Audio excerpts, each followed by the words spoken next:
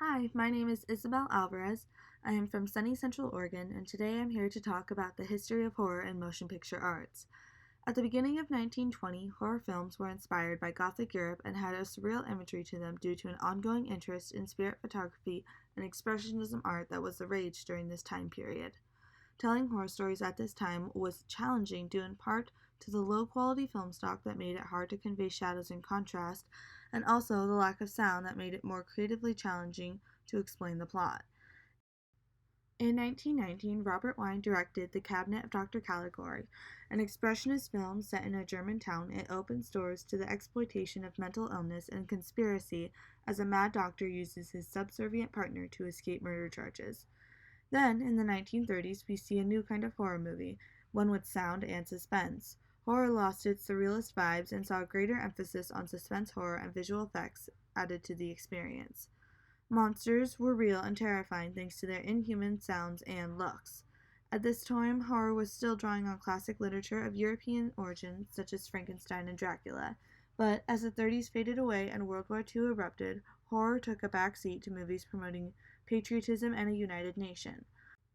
Although they were not completely abandoned, horror movies became an almost solely Hollywood production.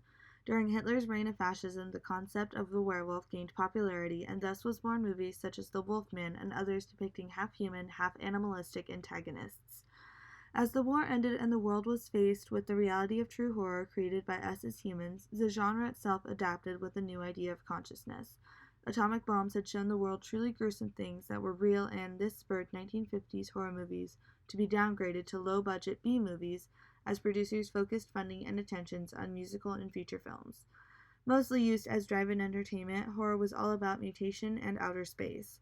Alien movies became a hit with films like Invasion of the Body Snatchers, which had a direct correlation with the paranoia of not knowing who to trust in the aftermath of war. In the 1960s, this paranoia finally manifested itself in human characters as legends like Alfred Hitchcock and Herschel Gordon Lewis brought horror to the everyday life. Movies like Blood Feast introduced gore in a whole new way, creating a subgenre that only a small part of the population at this time could stomach. Meanwhile, Hitchcock made his mark producing movies that showed human weakness in the mind and how deep deception can truly go. The 60s was also the introduction to a sexual element in horror with exposed women and sexual innuendo that pushed censorship rating past the limits.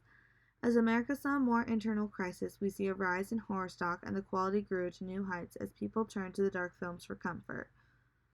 Just as the 60s had promoted lewd behavior and sexual promiscuity, horror of the following decade seemed to say the opposite. Warnings about the dangers of sex and being so drastic as to allude that sex could get you killed. In 1980, we see a technological jump that finally catches up and depicts the horrors that the audience wants to see and the writers want to show. This was a decade of new monsters and heroes, from Ripley and Alien to Chucky of Child's Play. Many legendary films were created in the 80s, however, by the time the 90s roll around, the initial shock and gore has vanished, and these once epic horrors are burnt out and cheesy. The 90s sees a return to psycho killers and is identified as a decade of thrillers, not horror. Movies like New Nightmare and Scream break the fourth wall to show a greater awareness and bring maturity to the genre recently plagued by cheesy one-liners and never-ending sequels. The tragedy of 9/11 marks many different aspects to our society and culture, and this holds true for the horror genre. The early 2000s sees the industry faced with harsh rejection from a society attempting to heal and unite in the wake of sorrow. Historical déjà vu occurs as the film industry attempted cheerful, loving movies to unite the world, but within years we come full circle of our ancestors in the 20s, this meaning that the use of horror fiction to escape the terrors of reality ignited another wave of top sellers. And thus, it can be said that no matter the crisis or time period, each generation can find a level of comfort in their darkest imaginings brought to the big screen.